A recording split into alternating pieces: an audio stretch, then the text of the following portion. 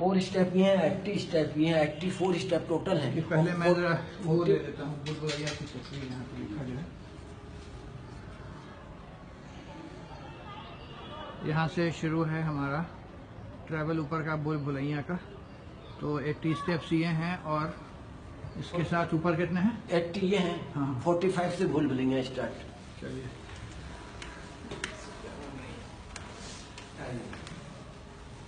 Welcome to Bhulaiyaa.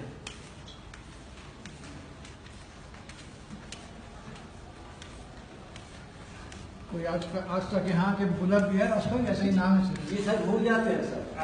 आप भूल जाइए, मैं नहीं भूलूंगा। इसीलिए लोग गाइड पर रखा है कि भाई कहीं भूल ना जाए। जी सर, अभी आपको हम ट्राई पूरी बिल्डिंग दिखाने के बाद कहूँगा सर अब निकल के दिखाइए।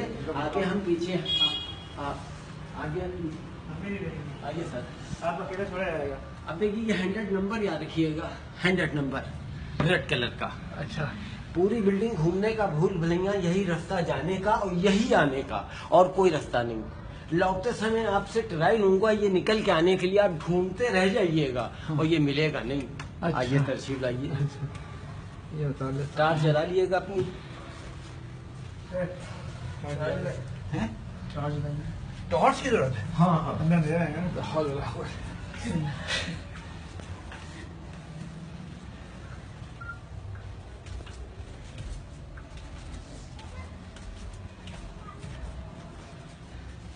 देखिए 15 फीट पिलरों में भूल भुलैया स्टार्ट, 2.5 फुट का रास्ता और 330 फुट लंबी गैलरी। आइए तरशील आइए, बिल्कुल प्लेन है, इस टाइप कोई नहीं है। जहाँ होगा मैं पहले बताऊंगा आपको।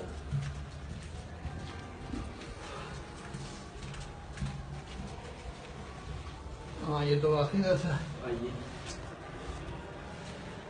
अब ये देखिए सर, अंडरग्राउंड सुरंग के रास्ते जो Faizabad road, Calcutta road, Agra road जाते थे, नवाब साहब के तीरंदाज सिपाही सब आते जाते रहते थे। अंग्रेजों की टीमें पीछा करती चली गईं, जो वापस ना आ पाईं। 1857 की गदर के बाद इन सुरंग के गेटों को बंद करा दिया गया और यहाँ पटवा दिया गया।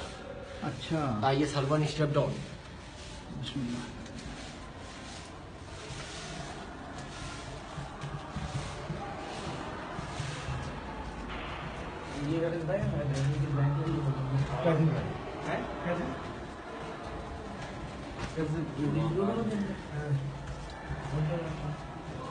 अब सर थोड़ा सा कोहरा गिर रहा है, मैं आपको यहाँ से मेन गेट। अच्छा,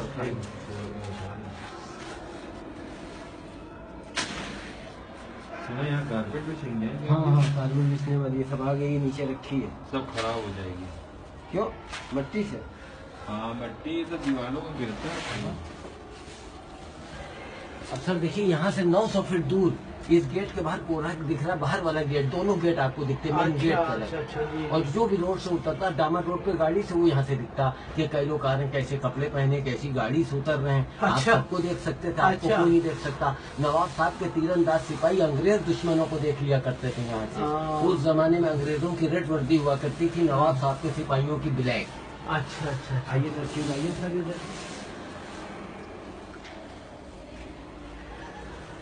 अब देखिए सर, ये 163 फीट लंबे हॉल में आप आ गए।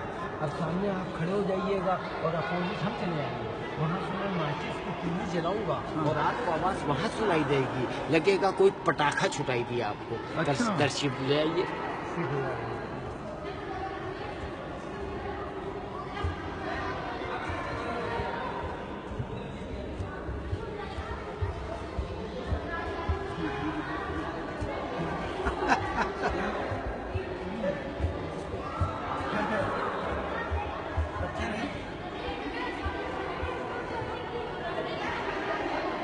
हाथ दिखा रहा है।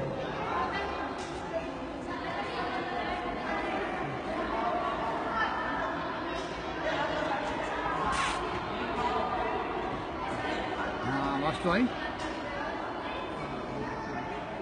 आवाज आती है। वहाँ पे माचिस जली और यहाँ तक आवाज आई, इतनी दूरी पर भी आवाज को।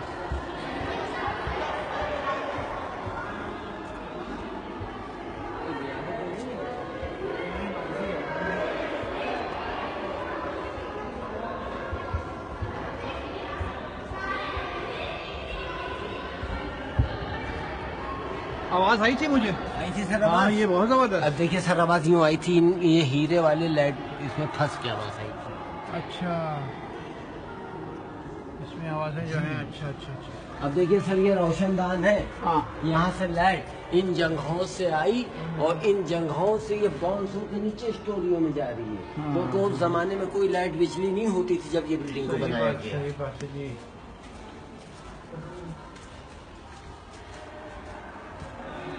बिल्डिंग के किसी मसाले में कहीं कोई सरिया, सीमेंट, बालू, मोरंग नहीं है। उड़द की दाल, चने की दाल, बेल का गोंद, पिसा चूना, पिसा ईटा और कोयला। अब यहाँ पे टाउन है। अच्छा आइए अब आपके दीवालों का कान सुना है हम आपको। जैसे कि पुराने बुजुर्ग लोग तो ये कहा करते हैं हाँ, कि हाँ। किसी की बुराई नहीं करना चाहिए, दीवालों के भी कान होते हैं। सही। ये वो दीवाले हैं कि इनके कान हैं। आइए आप अपना कान लगाइए और उधर से मैं बोलूंगा, आप इधर सुनेंगे। आइए। अच्छा। आइए यहाँ पे यहाँ इधर सर, बिस्मिल्लाह। यहाँ बिस्मिल्लाह करें सर, मैं उधर जाऊंगा वहां से यूँ बोलूंगा, अच्छा ऐसे बोलूंगा सर। आपका नाम भी लूंगा। अच्छा अच्छा। क्या नाम लूं आपका? अंबर। अंबर। मैं कहूँ अंबर जी चले आइए तो आप चले आइएगा अभी। ठीक।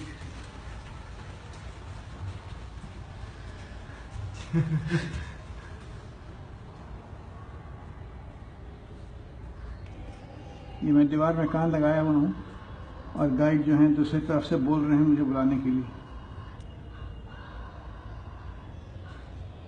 आइए बिस्मिल्लाह। बुला रहे हैं। हाँ आवाज आती है।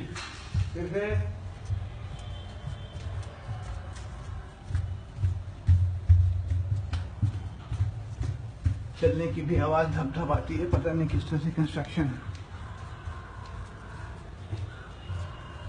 हाँ अच्छा वाकई आवाज से पुकार रहे हैं। माशाल्लाह। अब पहले के जमाने में कोई telephone system, loud speaker mic होता नहीं था। सही।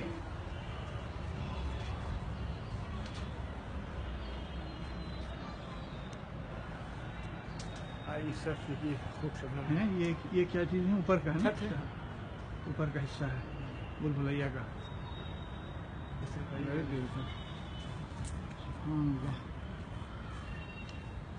यार ये बताएं गाइड जी, ये 50 साल की उम्र में कैसे खत्म हो गया आसिफ उद्दौला? ऐसा हुआ था, ये फैजाबाद अवध की राजधानी थी। अवध नवाबों का शहर हुआ करता था। हाँ जी। फैजाबाद अवध की राजधानी थी। इनके पिताजी शुजाउद्दौला फैजाबाद में थे, राजधानी में। हाँ, हाँ। तो ये अपने पिताजी से कुछ नाराज हो गए थे। अच्छा। नाराज होके वो इधर चले आए। हाँ। और यहाँ उनकी माँ बहू बेगम, शुजाउद्दौला की वाइफ हाँ, बहू हाँ। बेगम, हाँ, हाँ। वो इनको खर्चा इतना देती थी हाँ। कि ये हर महीने इतने नौकर चाकर चलते थे इनके, उसी में सब जमा किया ये बनवाने के लिए, हाँ, उसी में हाँ, खर्चे में ये सब। जी, जी। तो ये उस जमाने में हकीम और वैद्य जी हुआ करते थे, हाँ। डॉक्टर नहीं होते थे। हाँ, हाँ। तो इन्हीं ने अपने हकीम साहब से कहा था कि हकीम साहब कोई ऐसी बीमारी बताइए जो लाइलाज हो, जिसका कोई इलाज ना हो। अच्छा। तो इनके हकीम साहब ने कहा था कि एक बीमारी लाइलाज है उस जमाने में, कि जो पेट भर के खाना खाए और नहा ले, अच्छा। 15 दिन 10 दिन लगातार कर ले, हाँ। तो उसके पेट में जलंदर हो जाएगा। वो लाइलाज बीमारी थी उस जमाने की। तो नवाब आसिफउद्दौला ने जब ये बात सुनी तो आपने क्या किया, खाते थे खूब पेट भर कर, नहाते थे, खाते थे पेट भर के, ओहो। नहाते थे। ओहो। 1.25 महीने में मर गए थे 49 साल की डेट में। ओहो। आइए तस्वीर ले चले, ऊपर दिखाएं आप।